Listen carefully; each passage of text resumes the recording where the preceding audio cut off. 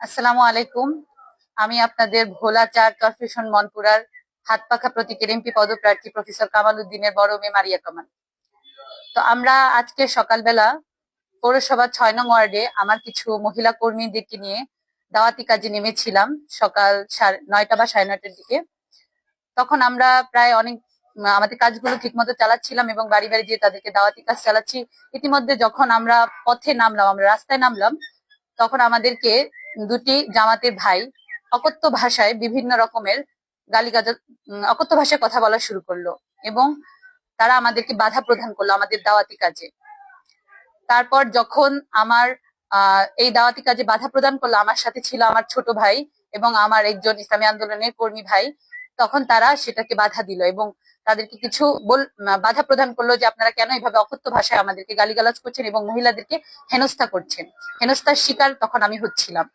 তখন যখন একটু কথা কাটাকাটি হলো, তার মধ্যেই তিনি, যে লোকটি ছিল তার সাথে একটি মুরব্বীও ছিল, যে আমাদেরকে অকথ্য ভাষায় গালিগালাজ করলো, তার নাম ছিল সোহেল। তার সাথে একজন মুরব্বীও ছিল।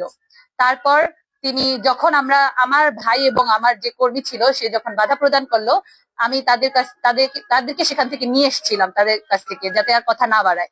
কিন্তু সেই লোক, সোহেল নামে সেই লোক থামলো না। তিনি তার কিছু নেতাকর্মীদেরকে, তাদের কিছু কর্মীদেরকে ফোনের মাধ্যমে ডেকে এনেছিল সেখানে। ইতিমধ্যেই তারা উপস্থিত হয়েছিল। তাদের মধ্যে প্রধান ছিল হচ্ছে আলাউদ্দিন নামের এক লোক। তার সাথে কিছু লোক নিয়ে তিনি হোন্ডা দিয়ে এখানে স্পটে চলে আসলো এবং আমাদেরকে হেনস্থার স্বীকার করলো। ইতিমধ্যে সে আমার কিছু ভিডিও ক্লিপস নেওয়ার চেষ্টা করলো। তখন আমার কর্মী, আমার ভাই, তারা দুইজনই বাধা প্রদান করলো এবং তাদের মধ্যে হাতাহাতি শুরু হয়ে গেল। তারপর তারা একটি পর্যায়ে আমাদেরকে, যখন মহিলাদেরকে ভিডিও করলো তখন এবং হেনস্থার স্বীকার করলো, তখন আমার ভাই এবং ফয়সাল আমাদের কর্মী, সে একটু বাধা প্রদান করলো। তারা মারপিট শুরু করে দিল, সেখানেই তাদের উপর হামলা চালালো এবং আমি যখন সে হামলাকে বাধা প্রদান করতে চেষ্টা করলাম যে না, আজ যাতে এটা না বাড়ে, তখন তারা আমার ভাই এবং ফয়সালের উপরে আরো আক্রমণ করলো এবং আমাকে হেনস্থার স্বীকার করলো এবং আমাকে একটি পর্যায়ে তারা গায়ে ধাক্কা দিয়ে ফেলে দেয়।